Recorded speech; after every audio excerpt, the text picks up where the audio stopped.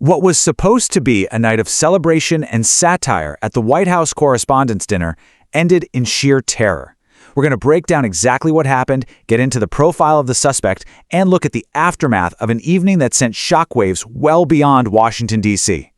Can you imagine? That's Congressman Jamie Raskin, and he's describing the exact moment that chaos just erupted. Picture it, a huge ballroom packed with 2,300 of the country's most powerful people. Dinner is just getting started, and a sound like crashing plates turns out to be gunfire. In a heartbeat, a night celebrating press freedom becomes a frantic scramble for your life. So how did this all go down? Well, the craziest part is the attack itself was over in a matter of seconds. Let's look at how a night of celebration descended into violence so quickly. The response here was just incredibly fast. Okay, so at 8:35 p.m., the first shots are heard. Literally moments later, the suspect is tackled at a security checkpoint and he's in custody. By 9:17, less than an hour later, President Trump is already on social media confirming the situation is contained. And then, just over 2.5 hours after the attack began, formal federal charges are announced. I mean, the speed of this entire series of events is just stunning.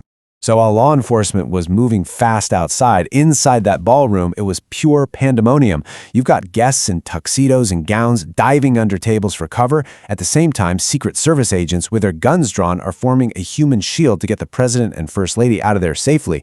It's just this stark, terrifying image of high society colliding with raw violence.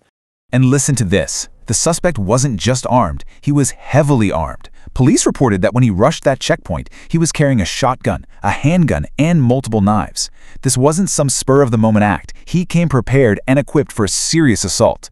You know, this whole thing came terrifyingly close to being an even greater tragedy. During that confrontation in the lobby, a Secret Service officer was actually shot at close range. As President Trump later confirmed, the officer's life was saved by his bulletproof vest. Just an incredible act of bravery, and thank goodness for the gear that protected him. So, with the immediate danger over, this left everyone with the exact same question. Who was the man in custody? The investigation immediately pivoted to figuring out who he was, and more importantly, why he would do something like this. Well, authorities didn't take long to identify him. The suspect was 31-year-old Cole Tomas Allen from Torrance, California, and as investigators started digging into his life, they were trying to piece together what could possibly bring him all the way to D.C. with an arsenal of weapons. And this is where the story gets really strange. The profile that started to emerge of Cole Tomas Allen, well, it just wasn't what anyone expected. Public records and his social media painted a picture of a really highly educated guy. He was a tutor, an amateur video game developer, he studied mechanical engineering at Caltech, had a master's in computer science, and even held a research fellowship at NASA. It's a baffling and frankly deeply troubling background. Okay, so we know who did it. But the biggest question, the one everyone needed an answer to, was why? What was the motive here? Who was he actually after? According to a CBS News report, which cited law enforcement sources, the motive was chillingly direct. Allen allegedly told the authorities straight up that his targets were officials linked to President Donald Trump. This wasn't a random act of violence. It was a calculated and apparently politically motivated attack. Later that night, President Trump gave his own take on it. When a reporter asked if he thought he was the target, he just replied, "I guess." He went on to call the attacker a whack job and a lone wolf, making it pretty clear he believed this was the act of a single, disturbed person. So in the hours and days that followed, the consequences of this attack really started to unfold, sparking immediate legal action here at home and drawing condemnation from all around the globe. The legal response was incredibly swift. The U.S. Attorney for the District of Columbia announced that Allen was being hit with 2 very serious federal felonies, using a firearm during a crime of violence and assault on a federal officer with a dangerous weapon.